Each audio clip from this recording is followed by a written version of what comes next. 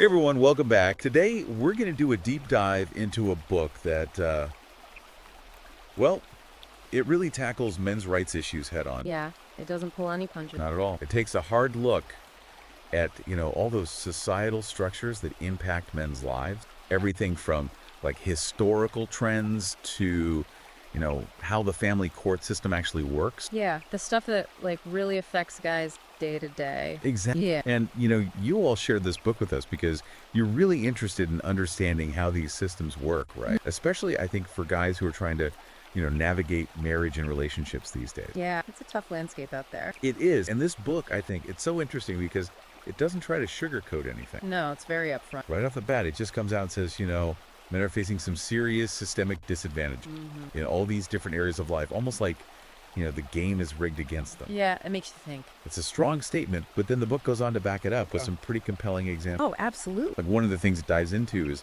how custody cases are decided. Right. And how it often seems like mothers are favored, regardless of how involved the father is. Yeah, that's a big one. And it doesn't just stop there. It even gets into like the financial strain that men often face with things like, alimony and child support payments.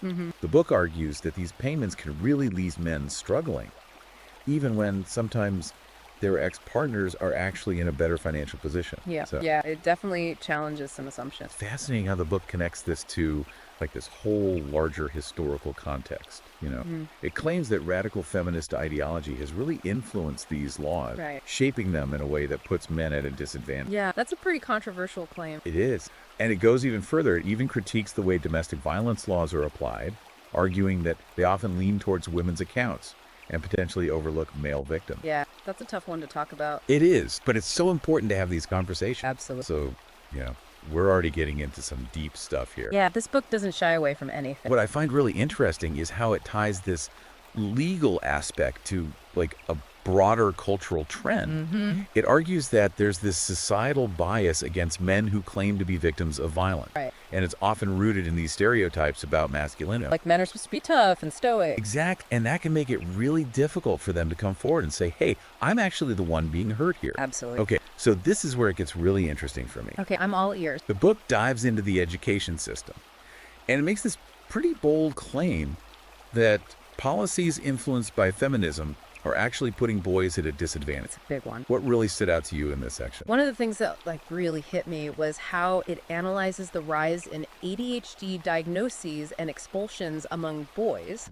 It suggests that the way schools are structured now, with all the emphasis on being quiet and sitting still, Right. it might actually be unintentionally pathologizing typical male behavior. Yeah, like, are we punishing boys for just being boys? Exactly. And the book also argues that schools often suppress things like traditionally male interests Right. and their strengths, which can lead to boys feeling, disengaged and struggling academically. Totally. If you don't feel like what you're good at is valued, it's hard to stay motivated. And then there's this whole toxic masculinity discussion. Oh, yeah. The book really throws a curveball here. For sure. It argues that this whole concept is often used as a way to, control men, Yeah. not actually empower them. That's a really thought-provoking take. What are your thoughts on that? I think the book highlights this double bind that a lot of men face these days.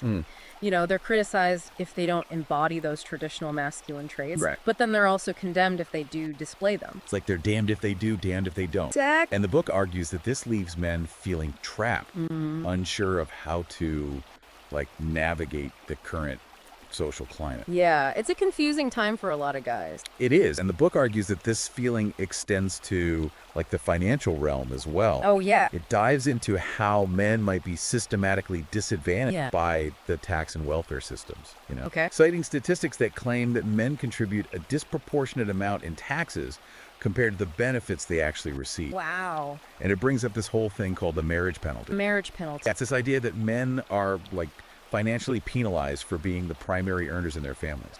Interesting. Which again ties back to the book's main argument that the system as it stands now is biased against men in all sorts of ways. That's a pretty powerful statement. It is, and we're just getting started. Okay, what else is coming up? Well, now the book is going to dive into one of its most powerful sections. It analyzes what it calls emotional terrorism. Emotional terrorism. Yeah, and it suggests that this is a tactic that's actually being used to manipulate and control men. Okay, now I'm really curious. The book uses some, like, really stark examples. Men facing false accusations, losing custody of their children, even experiencing social and professional ruin. Wow. Based on unverified claims.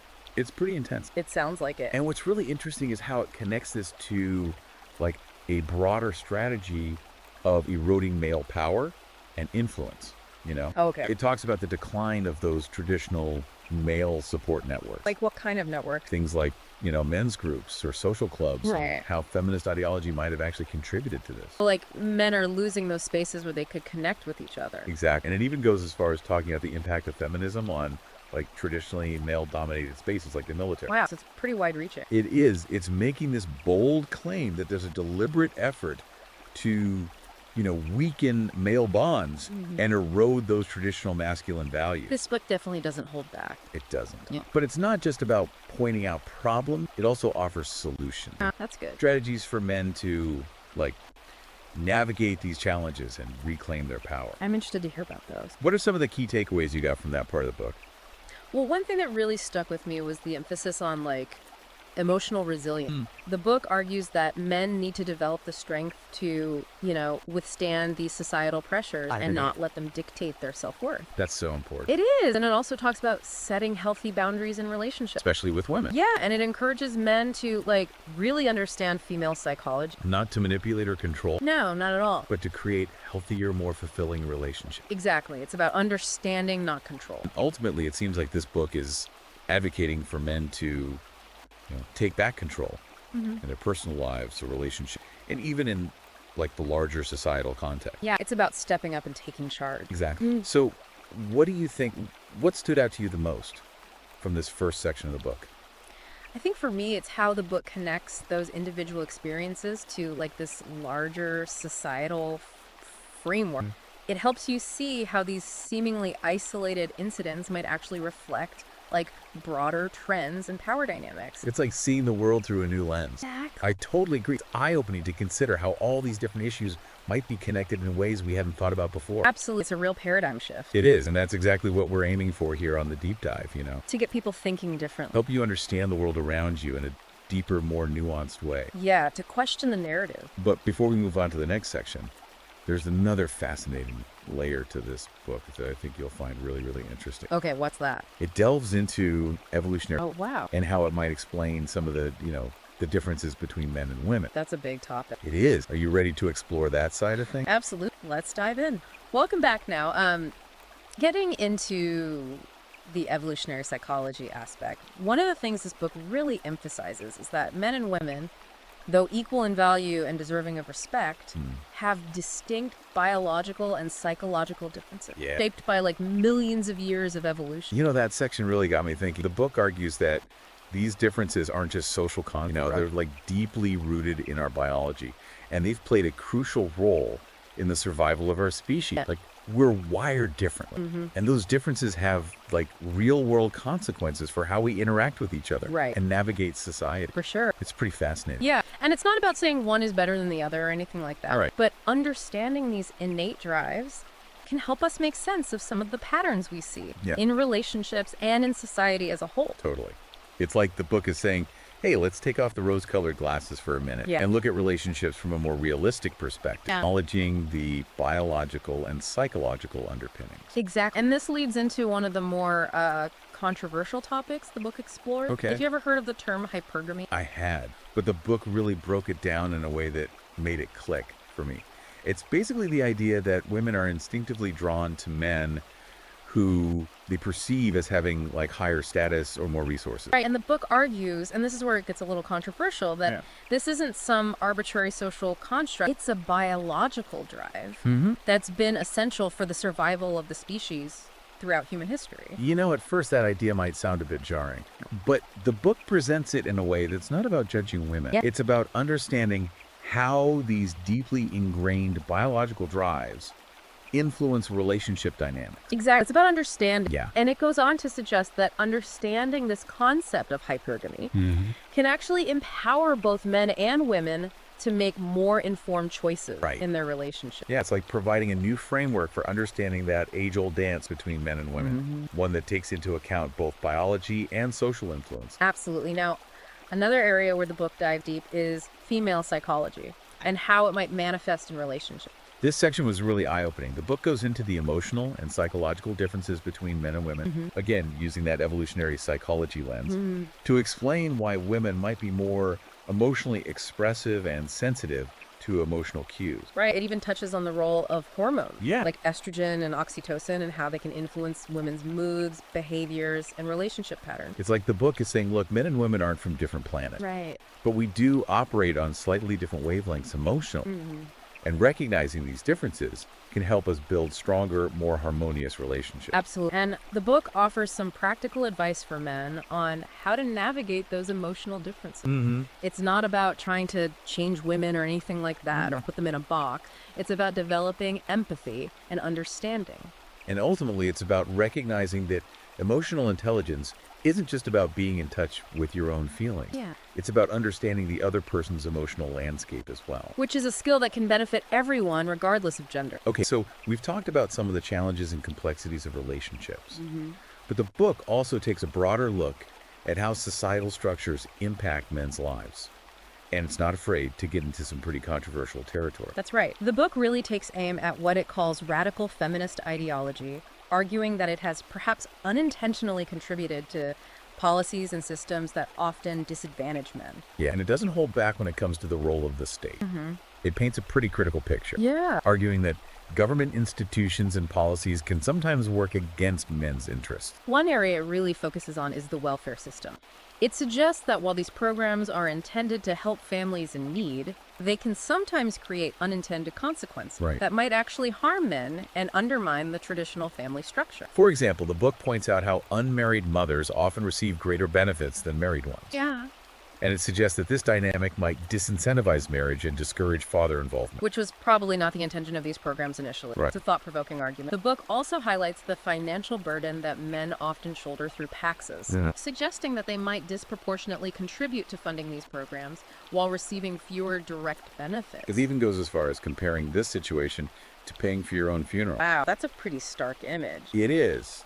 But it's important to note that the book does back up its claims with statistics and real-life examples. And one of the most interesting points the book makes is how it connects the welfare system to the perceived decline of fatherhood.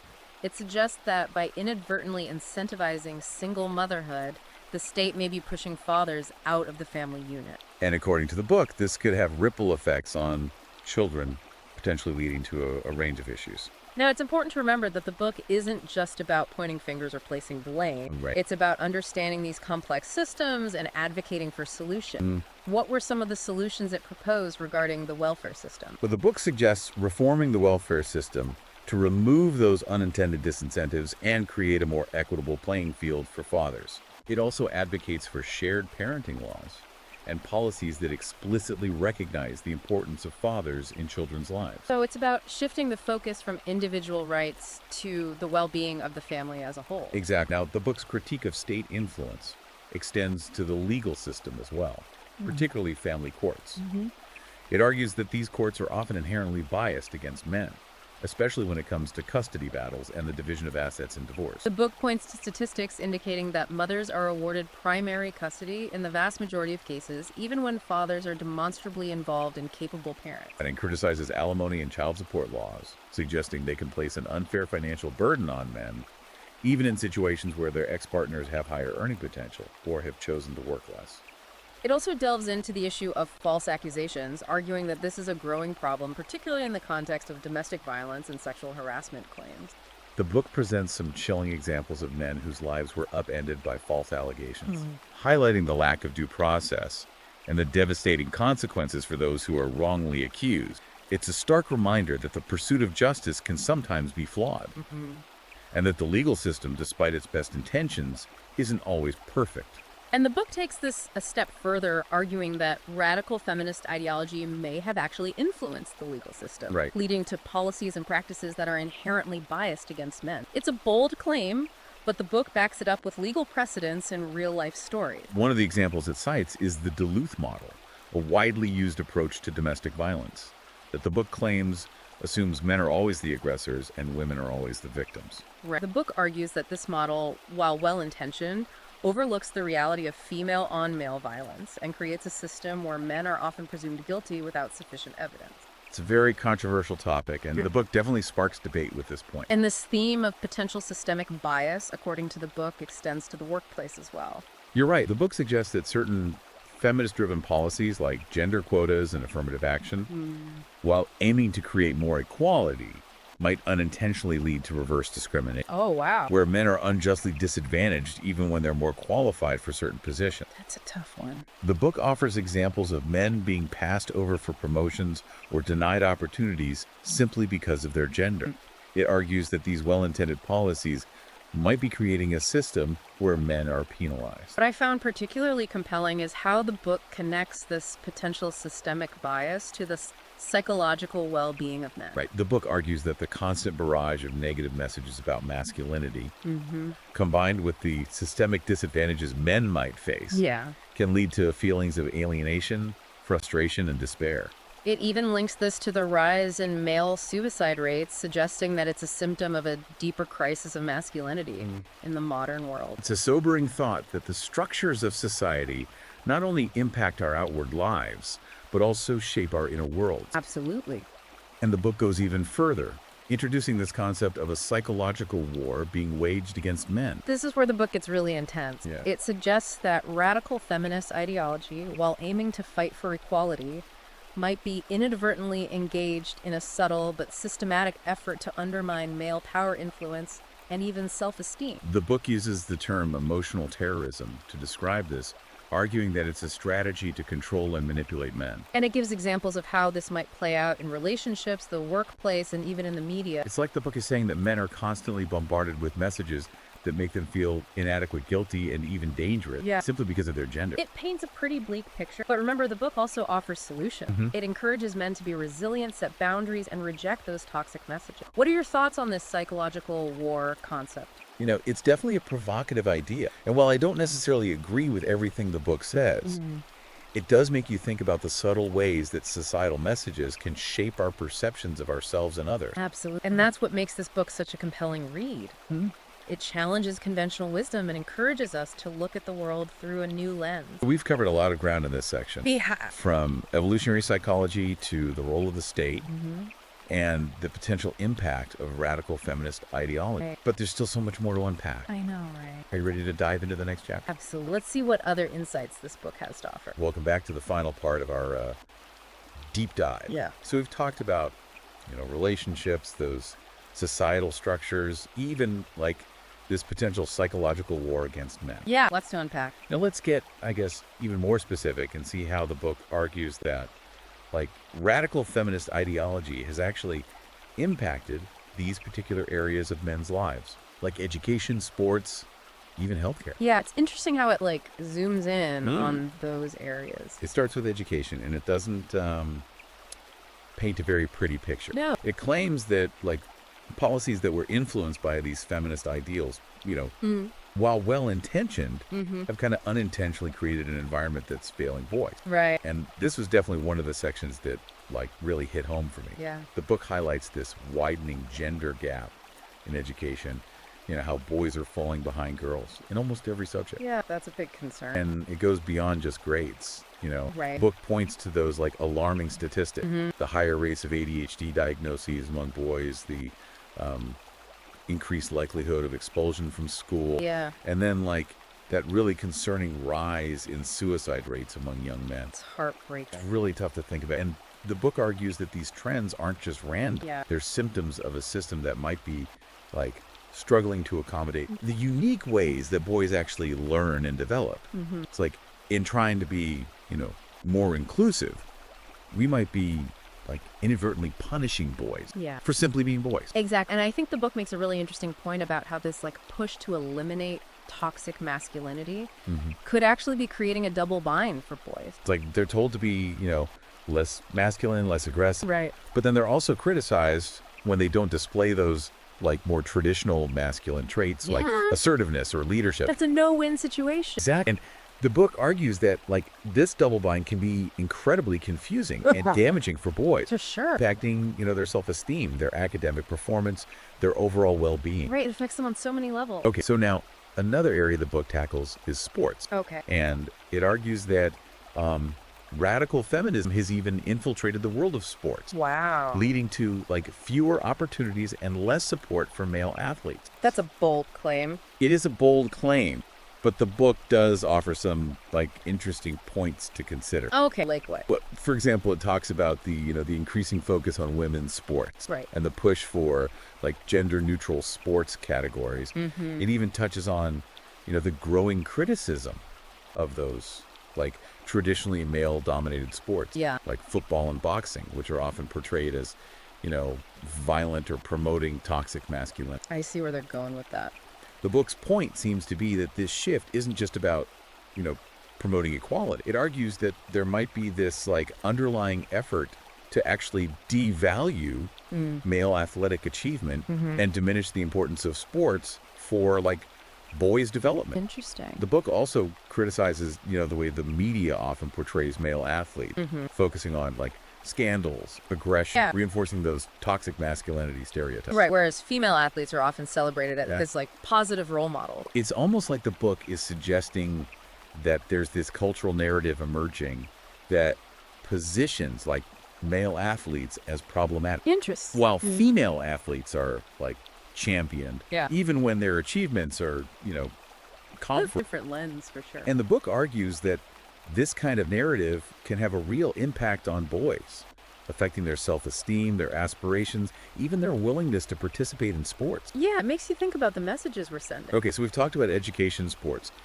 but the book doesn't stop there. What else? It also dives into, men's health, Oh, wow. arguing that it's often overlooked and underfunded, both by the medical establishment and by, society as a whole. That's a big one. That's another area where the book raises some, like, really important questions. Like what? Well, it points to, the lower life expectancy for men, the higher rates of suicide, the lack of attention given to men's specific health issues like, prostate cancer. Right. It's like those issues are often swept under the rug. It's a stark reminder that, like, being male comes with its own set of health challenges. Challenges that the book suggests are often ignored or, downplayed. And the book doesn't hesitate to point a finger at radical feminism here, Yeah. arguing that the increased focus on women's health issues may have come at the expense of men's health. It even claims that the medical establishment has adopted, like, this female-centric approach Right. that sometimes dismisses men's concerns. The book also touches on mental health, pointing out that men are often discouraged from, expressing their emotion Right. or seeking help for mental health issues. Yeah, like they're supposed to just suck it up. It's like they're told to man up and deal with their problems alone, while women are encouraged to be vulnerable and seek support. It's a double standard for sure. It's important to recognize that these are, like, complex issues. And the book definitely presents a particular perspective. But what I appreciate is that it doesn't just dwell on the problems. Right. It offers solutions. It advocates for, increased funding for men's health research, promotes mental health awareness among men, and encourages men to, like, take a more proactive role in their own well-being. It's about empowering men. It's about empowering men to prioritize their health, both physical and mental. So we've explored a lot of ground with this book. We have. It's been a journey. It's challenged conventional wisdom, raised some, tough questions, sparked some intense debate. But at its core, I think what this book is really about is, like, reclaiming masculinity. Not the, toxic, aggressive version that's often criticized, Right. but, like, this strong, resilient, life-affirming masculinity. Yeah. It's grounded in traditional values, purpose, and a sense of self-worth. It's about finding that balance. It encourages men to, like, reject those negative messages that they're constantly bombarded with and embrace their unique strengths and contributions to society. Absolutely. It's about celebrating what it means to be a man. It's about men stepping up, taking responsibility for their lives, their families, their communities, and building a future where they can actually thrive. I love that message. And I think it's important to, reiterate that this book isn't about hating women or, creating this battle of the sexes. No, not at all. It's about men understanding their place in a world that's, like, rapidly changing. A world that sometimes feels, hostile towards traditional masculinity. Right. It's about navigating that new landscape. It's about recognizing the forces that are shaping their lives, both positive and negative, and equipping them with the tools to navigate those forces with confidence and resilience. Yeah, it's about empowerment. It's about starting conversations, challenging the status quo, and creating a more equitable and fulfilling future for everyone. That's a vision I can get behind. If you're, intrigued by what you've heard today and want to explore these ideas further, you can find this book on Amazon Kindle and Google Play Books. It's definitely a book that will make you think and challenge your assumptions. And as a final thought, I want to leave you with this. If this book is right, and there's this deliberate, even if unintentional effort to undermine traditional masculinity, what might the long-term consequences be for, society as a whole? That's something to ponder. Until next time, keep those minds open, those questions coming. We'll be back with another deep dive soon.